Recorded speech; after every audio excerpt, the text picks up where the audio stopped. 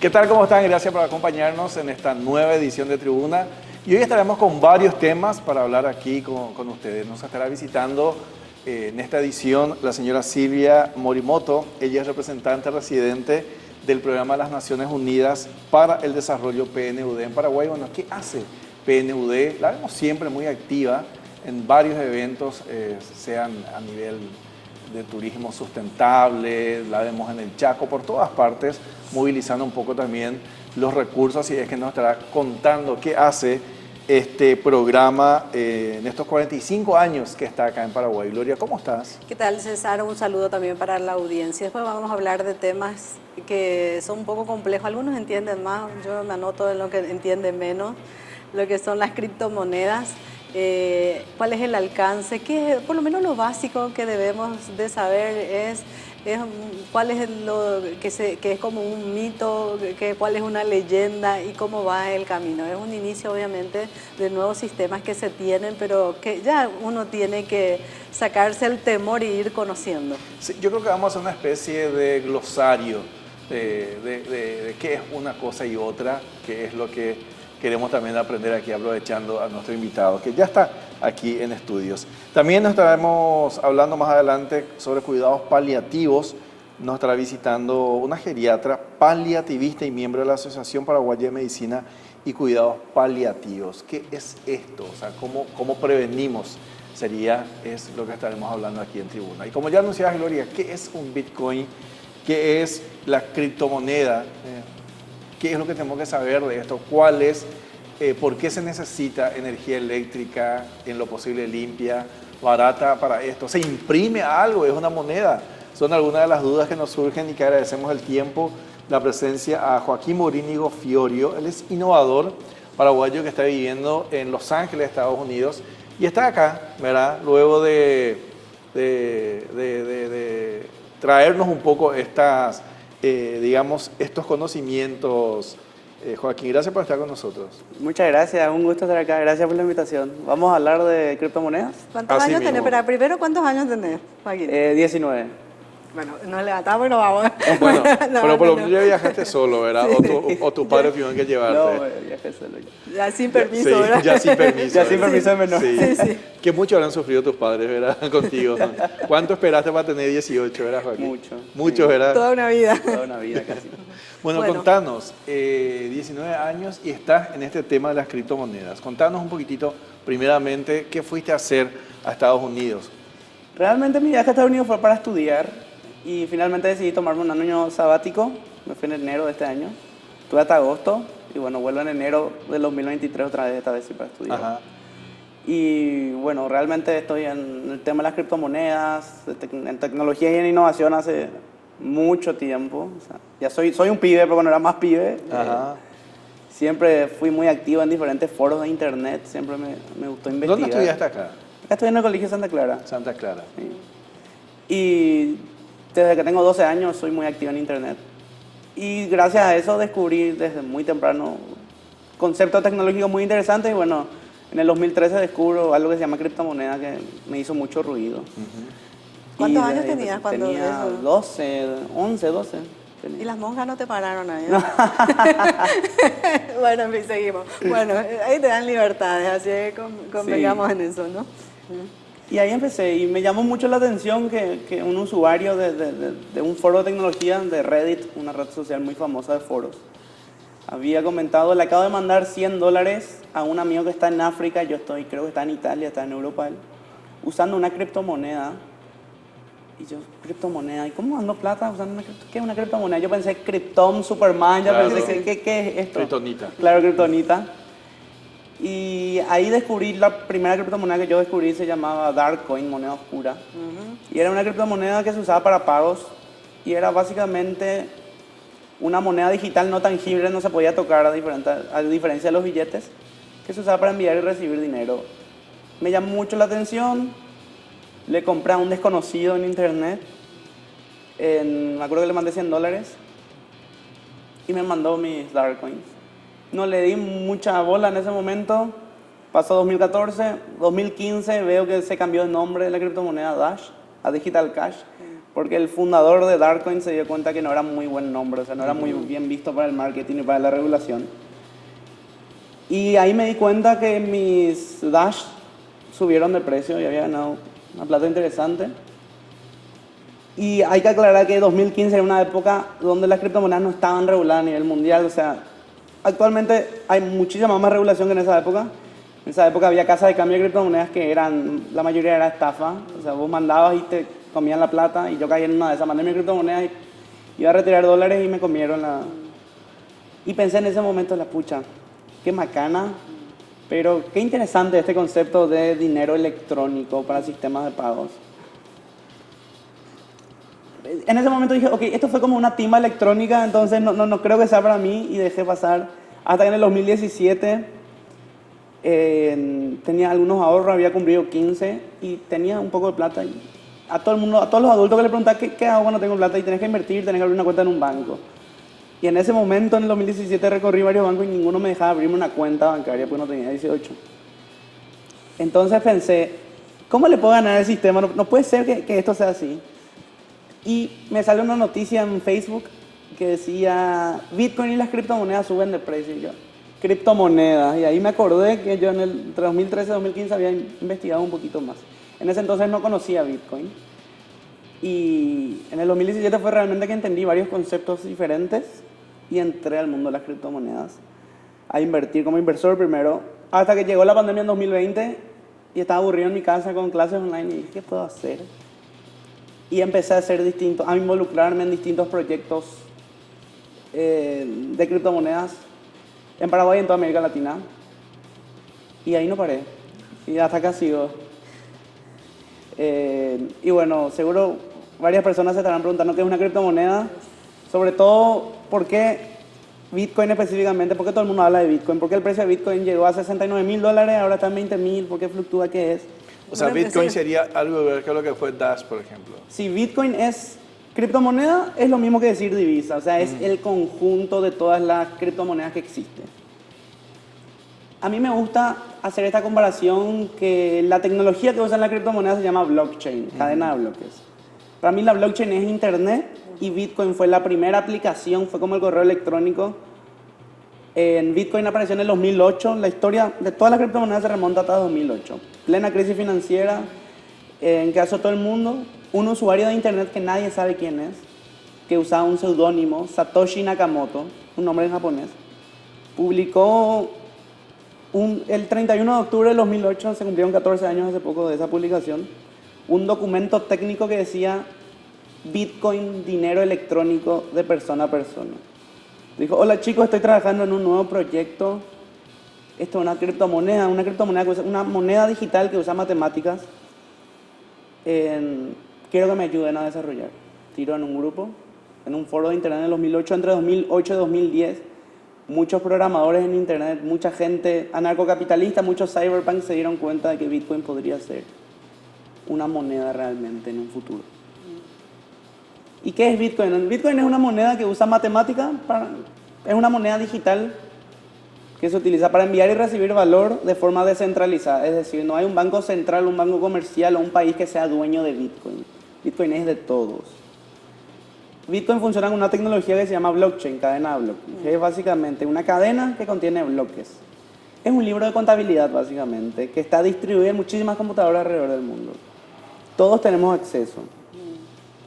Entonces nosotros podemos ver todas las transacciones que se hacen. Si yo te mando un Bitcoin a vos, o te mando un Bitcoin a vos, va a aparecer que una dirección, unos numeritos le mandó tanta cantidad de Bitcoin a otro numerito. Es como un IP vendría a ser. Es como un IP, sí. Okay, un IP le manda Bitcoin a otro. A otro IP. Sí. Pero, por ejemplo, hasta ahora, bueno, más de uno nos quedamos con el cri-cri, ¿verdad? ¿Para qué sirve? Estamos hablando de moneda, pero no es la misma regulación que nosotros tenemos de una moneda que yo quito ahí un 100,000, bueno, está regulado, Banco Central del Paraguay tiene un valor, etcétera, etcétera, ¿no? Pero cuando es así, ¿cómo es, digamos, cómo uno lo convierte en un bien, por ejemplo? Que es lo primero que uno se imagina. Sí. O sea, yo si pongo acá $100 es porque quiero algún bien o quiero Un mejorar servicio, claro. eso para adquirir otro bien más, una cosa así. Claro. Se entiende que es así, ¿no? Sí. La verdad que con el paso del tiempo, Bitcoin empezó intentando ser una moneda y mucha gente adoptó como moneda. Pero al ser descentralizada, no hay un banco central que fije un precio fijo, que te diga, ok, la cotización guaraní-dólares es tanta, es variable de acuerdo a las condiciones del mercado. Lo que pasa con Bitcoin es que realmente es capitalismo salvaje, muchos lo llaman, porque se regula por la oferta y demanda. Es decir, si mucha gente compra Bitcoin en el mercado, el precio sube. Si mucha gente vende Bitcoin, el precio baja.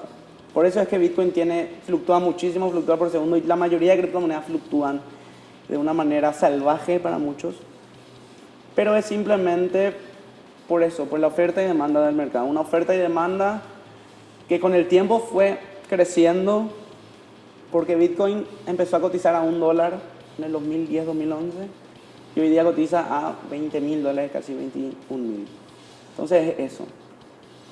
¿Se puede usar como moneda? Sí se puede. Muchos usamos Bitcoin como moneda. Tenemos un asado con los muchachos. Bueno, denme la vaquita, vamos a hacer en Bitcoin. Y desde nuestros teléfonos tenemos billeteras electrónicas y mandamos Bitcoin. Mucha gente empezó a usarlo como dinero, pero después se dieron cuenta, ok, el precio fluctúa. Esto no es un dinero, porque puede ser, me debes 20.000 guaraníes, yo te mando 20.000 guaraníes en Bitcoin, el precio cae, no me diste 20.000 realmente porque ahora vale 10.000, me debes 10.000 más. Entonces, una parte del mercado adoptó Bitcoin como un activo de riesgo, un activo interesante, ultra volátil. De la misma, comparando con el oro, con la soja, con commodities, compran Bitcoin para especular, un instrumento de especulación. O sea, es un bien fluctuante. Eso es muy interesante. Según la regulación en Estados Unidos es la siguiente. Bitcoin cotiza en la bolsa de Chicago, al lado, en la bolsa, el futuros, o sea, vos podés comprar futuros de Bitcoin como un commodity. Bitcoin es un commodity en Estados Unidos. Como lo es el oro, la soja, está Bitcoin ahí cotizando. En otros países la regulación no es la misma. Paraguay ahora actualmente está en una zona gris. Bitcoin no es ni un bien, ni un servicio, ni un commodity, no es nada. El Banco Central no quiso regular en su momento, entonces está ahí en una zona gris actualmente. En China es dinero limitado. En Alemania, Bitcoin y las criptomonedas se regulan como dinero privado. En Rusia también es dinero limitado. O sea, cada país, en Nigeria no es dinero, está prohibido. En Corea del Norte también Bitcoin y las criptomonedas están prohibidas. Entonces, ese es un gran problema que afronta ahora el mundo, porque tenés activos virtuales, digital assets se le dicen en inglés, que fluctúan sin una regulación. Y a los gobiernos, primero los gobiernos tienen miedo y los entes reguladores porque nadie garantiza. O sea, si yo pierdo plata en criptomonedas, no hay una atención al cliente, no es una empresa Bitcoin, no tiene un CEO que, che, ¿por qué está bajando el precio? O, por ejemplo, no hay un seguro de riesgo, por ejemplo. Claro, no hay seguro de riesgo, no hay nada. Nadie te garantiza que el precio va a subir o que va a bajar, vos comprás y no hay un servicio técnico no hay unos asesores, un fondo de inversión que te diga va a subir el precio por esto. Pero hay una proyección, porque es como son inicios y de organización, porque si vos me estás hablando ya de 14, 15 años y esto no está parando, está teniendo fuerza, ¿qué es lo que se espera como futuro? O sea, ¿qué es lo que se cree? Porque finalmente cuando uno está en algo, entiendo lo de la fluctuación, que al final es lo mismo, lo que pasó con el petróleo, por ejemplo. Si vamos al caso, que jamás se pensó en una guerra, todo lo que ha ocurrido en esto, si es por eso, digamos, el riesgo es siempre. El tema de la soja también, siempre existe, o lo que pasó con la pandemia, tampoco pensamos que iba a pasar y ocurrió. Pero en esto, vos que estás más, ¿cuál es la proyección hacia un futuro o mediano o a largo plazo de lo que son criptomonedas o los bitcoins? Hay muchas visiones distintas y muchas opiniones. Yo creo que las criptomonedas van a seguir creciendo a largo plazo, Bitcoin sobre todo, y se va a terminar consolidando como un activo alternativo por el tema de la volatilidad que es extrema. Y muchos economistas dicen Bitcoin no es una inversión, es una especulación. No confundan inversión con especulación. Pero vos, la otra vez, estaba leyendo un gráfico muy interesante que el precio de Bitcoin cayó un 70% aproximadamente, pero vos ves las acciones de Facebook, por ejemplo, de Microsoft, de grandes tecnológicas, cayeron 90, 80%, o sea, cayeron más que Bitcoin. Y es muy interesante porque varios economistas, sobre todo conservadores, critican mucho la volatilidad de las criptomonedas, cuando realmente, si, por ejemplo, lo que pasó en Turquía hace poco, que la lira turca tuvo una devaluación contra el dólar brutal y una inflación brutal, y se disparó el dólar en Turquía y los turcos no pueden usar su moneda, ya su moneda se convirtió en basura, como le pasó a los argentinos, como le pasó a los venezolanos. y te pones a pensar por qué critican tanto criptomonedas cuando tenés monedas locales en países que ni siquiera, en teoría no deberían ni fluctuar y tienen estos problemas. Entonces, son visiones muy contrarias, pero yo creo que Bitcoin y las criptomonedas van a seguir creciendo. Bitcoin se va a quedar como un activo muy interesante, se va a posicionar. Y yo creo que en un futuro, a lo mejor un poco lejano, vamos a ir a unas casas de cambios tradicionales y vamos a ver dólar, vamos a ver guaraníes y vamos a ver Bitcoin. O sea, puede ser una moneda internacional. Podría ser una moneda internacional o podría ser un activo. Dos consultas sobre eso. Por un lado, no es que uno crea, o sea, no es que vos, hacker o capo en tecnología, agarraste y creaste ahora. No es que puedes crear una criptomoneda, por ejemplo, ¿verdad? En realidad, lo que pasa con Bitcoin es... Porque si es una divisa, estamos hablando, es como decir, bueno, fabriqué mi propio dinero y tengo y me funciona en el mundo. O sea, no podría hacer eso ahora. Muy interesante. Para empezar, Bitcoin empezó en el 2008 y el sistema, el algoritmo que usa Bitcoin para crear Bitcoin, para generar Bitcoin, para imprimir Bitcoin, entre comillas, se llama prueba de trabajo. Que es básicamente, vos necesitas conectar tu computadora a la red y lo que hace tu computadora es agarra las transacciones y dice, ok, verifica que vos tengas Bitcoin y que la otra cuenta tenga una dirección, entonces aprueba. Este trabajo se llama minería y básicamente los mineros reciben un incentivo que es, reciben un porcentaje de las transacciones. Esa es una de las maneras que tienen de ganar los mineros. Ellos lo que hacen es agarran las transacciones y meten adentro de un bloque de la cadena de bloques. Por eso se llama prueba de trabajo. Ahora, es muy interesante porque el verdadero chiste de los mineros es validar un bloque entero de la cadena, porque ahí actualmente ganan 6.5 bitcoins, que es mucha plata. ¿Cuánto es mucha plata? 6.5, se está a 20.000 ahora, varía el precio. Ahora son 20.000, entonces habría que hacer 6.5 por 20.000 aproximadamente, y ahí te sale la suma. Bitcoin tiene un modelo deflacionario. Cada 4 años la emisión de esos Bitcoins a la mitad se corta. En el 2020 tuvimos que se llama halving ese proceso. En el 2020 tuvimos un halving, en 2024 vamos a tener otro. Cada 4 años aproximadamente la recompensa de los mineros se corta, entonces la emisión de Bitcoin en el mercado es menor y la lógica te dice que a largo plazo va a subir la demanda y la oferta de Bitcoin va a bajar, entonces va a hacer que el precio siga subiendo a largo plazo. Esa es la manera en la que funciona Bitcoin, la economía de Bitcoin. En el 2014 un grupo de ñembo hackers dice, ok, tenemos Bitcoin, una criptomoneda, pero solo podemos mandar y recibir. No podemos construir nada. Entonces decidieron crear otra cadena de bloques paralela a la de Bitcoin que se llama Ethereum, que lo que te permite es programar contratos inteligentes. Los contratos inteligentes son contratos programables que se ejecutan solos. Y eso abría un abanico de oportunidades para que la gente pueda crear monedas con 3 clics en la computadora. Entonces cualquiera puede crear su criptomoneda, sí. ¿Quién te asegura que esa criptomoneda tenga valor? Y el mercado únicamente. Pero es interesante porque actualmente existe un segmento de criptomonedas que se llaman monedas estables, que es básicamente grandes compañías se dieron cuenta que la tecnología de las criptomonedas y las criptomonedas se pueden utilizar como medios de pago. Entonces, ¿qué hicieron?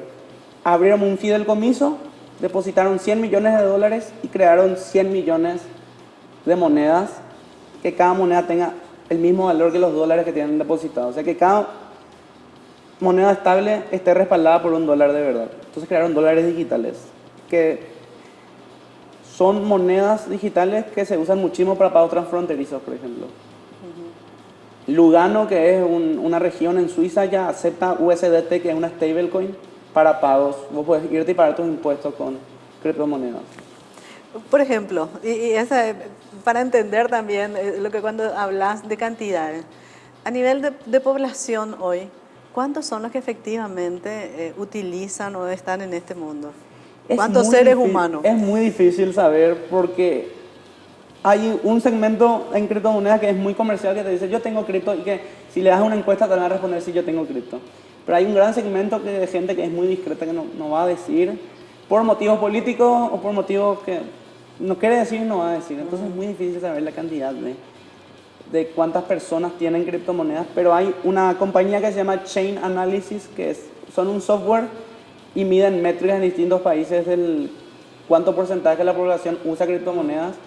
Y entre los países que más usan criptomonedas en América Latina se destacan Argentina, Venezuela y Colombia. Y México se está posicionando también en la utilización de criptomonedas para pagos y para compra. ¿Cuál es la relación entre las criptomonedas y la energía eléctrica? ¿Por qué se necesita energía eléctrica?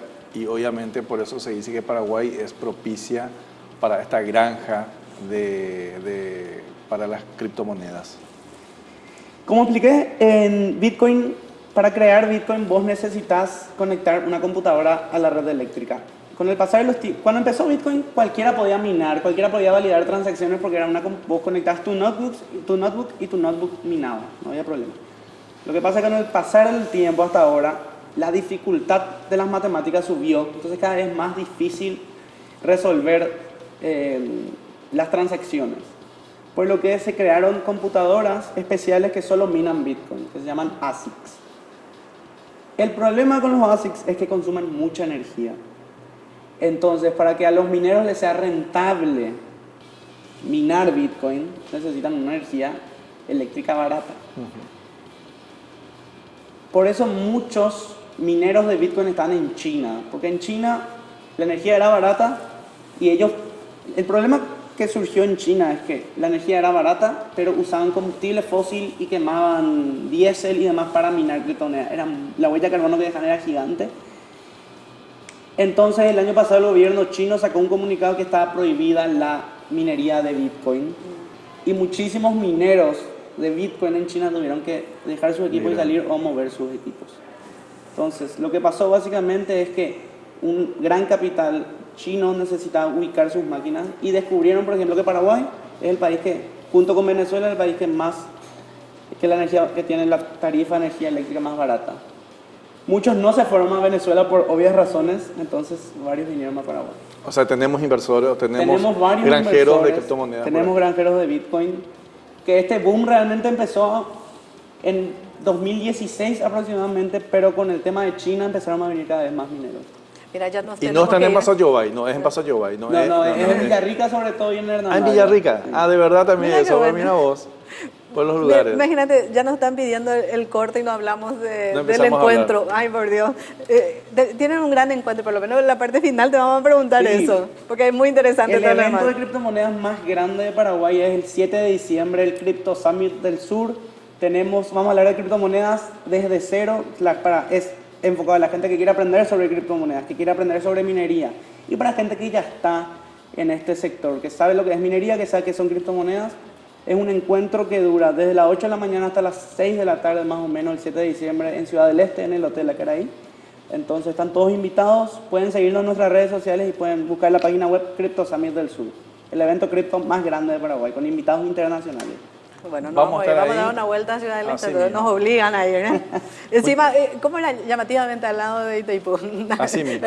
Todo está estudiado, jamás Asunción iba a ser, ¿no? Gracias, Joaquín, por estar con nosotros. Gracias a ustedes. Gracias por la paciencia. Por la paciencia y por enseñarnos, ¿verdad? Así es que aprendimos algo nuevo, ya escuchaban ustedes. Sí. 7 de diciembre, Gloria, en el Crypto Summit del Sur, en Ciudad del Este, entonces. Vamos a una pausa al instante, estamos con más de una, no se muevan.